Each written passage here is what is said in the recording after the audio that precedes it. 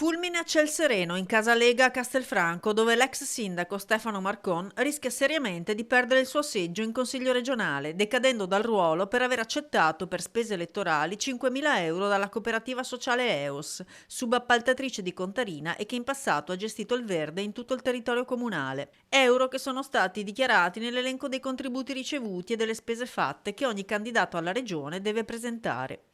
Ma la legge regionale vieta di accettare contributi da cooperative sociali, enti pubblici o società partecipate e farlo, oltre a una denuncia penale, porta alla decadenza.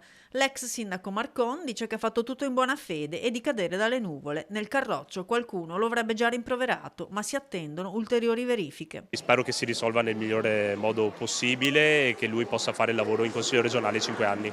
Di piena fiducia. Sì, per il momento piena fiducia, poi capiremo con lui le varie questioni. Sulla vicenda Marcon non possiamo che attendere l'esito delle autorità competenti e capire dall'esito qual è veramente la situazione. Attacco frontale invece quello di Sebastiano Sartoretto del PD cittadino, che dice che l'irregolarità commessa da Marcon è doppiamente grave, sia perché la EOS è una ditta subappaltatrice di Contarina che a sua volta lavora per il comune, sia perché è candidato anche in consiglio comunale a Castelfranco nel ballottaggio.